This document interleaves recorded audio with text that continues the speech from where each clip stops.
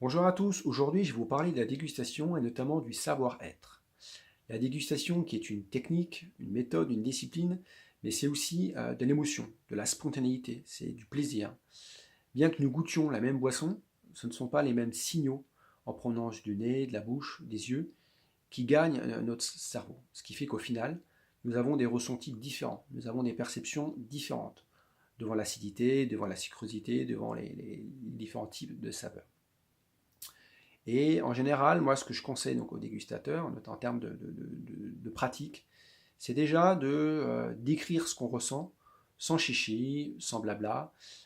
C'est aussi de proposer des pistes d'exploration sans rentrer dans les affirmations péremptoires. Et bien sûr, la grande qualité du dégustateur, c'est l'humilité. Voilà un petit peu les bonnes pratiques de la dégustation. Lorsque notamment vous commencez à déguster, lorsque vous faites l'apprentissage du vin, c'est bien aussi de commencer avec des vins assez simples, relativement différents, pour justement modeler votre palais. Après, l'idéal aussi pour apprendre le vin, c'est aussi de déguster des grands vins. Le fait d'avoir des modèles permet d'affiner la perception de votre goût.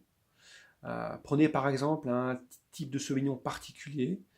Vous allez affiner plus facilement ce modèle en découvrant un sauvignon du Chili, un pouilly fumé ou encore un sauvignon de la Touraine. Et plus vous allez progresser, plus vous allez affiner la résolution de ces modèles que vous avez en tête. Donc pour résumer, apprenez aussi à déguster avec des grands vins, ça vous permet justement d'avoir des modèles et d'affiner votre perception du goût. Donc je dirais aussi pour terminer, la dégustation c'est aussi une affaire de goût, mais il n'y a pas de standard de dégustation. C'est surtout une construction du cerveau, tout se passe à l'intérieur du cerveau, en termes de vécu, en termes d'expérience, en termes bien sûr de raisons physiologiques, on l'avait vu auparavant. Donc la dégustation c'est avant tout du plaisir, c'est de la convivialité, et c'est aussi prendre du recul. Lorsque vous dégustez un vin, prenez toujours du recul par rapport à l'origine, par rapport à la typicité du vin.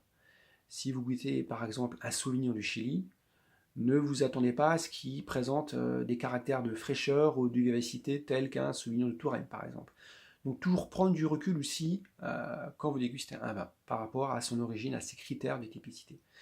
Et je dirais pour terminer, donc, la dégustation du vin doit rester bien sûr de la convivialité, du plaisir, mais aussi bien sûr une humilité. Hein. La dégustation, c'est pas de l'affichage, c'est surtout proposer des pistes d'exploration, proposer des hypothèses. Pourquoi ce vin présente une certaine acidité? Pourquoi ce vin présente du gras, du moelleux?